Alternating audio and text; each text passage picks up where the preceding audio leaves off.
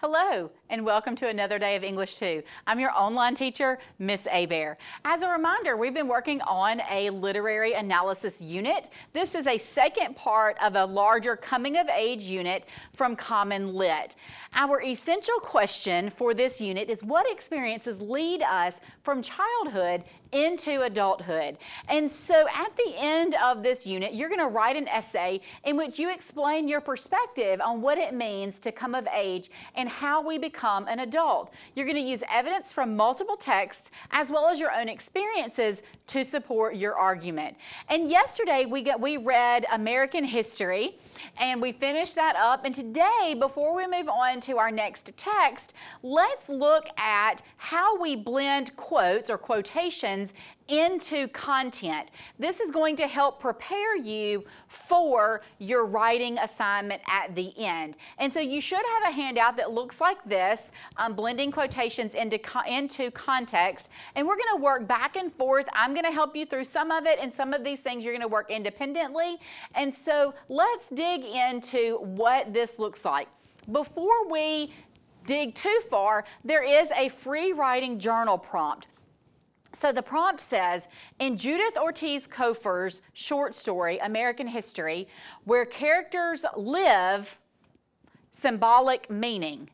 Write a journal response exploring the meaning of a place where you spend a significant amount of time, such as your neighborhood, school, home, or bedroom.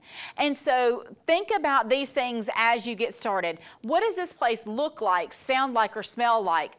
How does the place make you feel? What does this place reveal about you? Is there a deeper or hidden meaning this place might have for you? So I'm going to give you a few minutes, probably about 10 or 15, to jot down your answer to that question.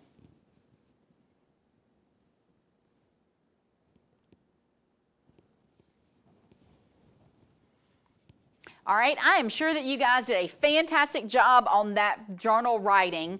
Now we're going to look at part 2. There are 2 different ways of using context and quotations. So I want you to look at that page in your handout, and there are 3 questions that you will answer based on the 2 quotes that they have given you.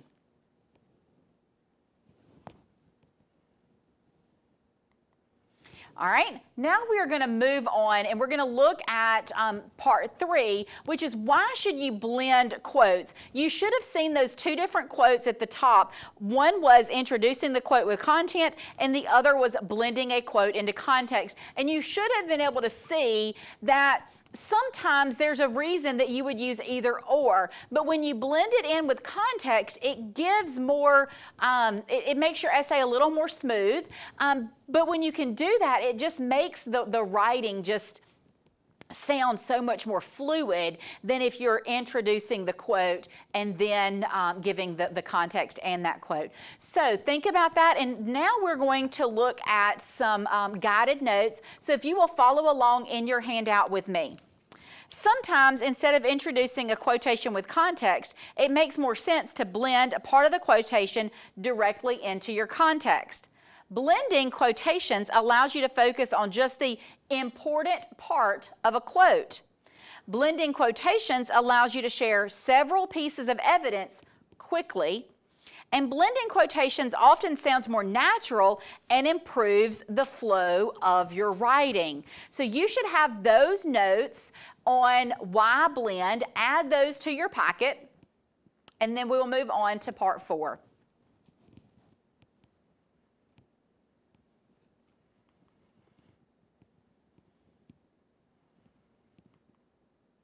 All right, so part 4 is how to blend. So you want to make sure that you have your part 3 notes. You're going to finish part 4 independently. And so there are several questions. Make sure that you complete those. And that is going to be the end of today's lesson. So in the CommonLit resources page, there is a blending quotations into context anchor chart. So I want your teacher, hopefully your teacher will print that out and hang that somewhere in the room. And we're going to finish this packet of blending quotations into context the next time. So until then, happy reading.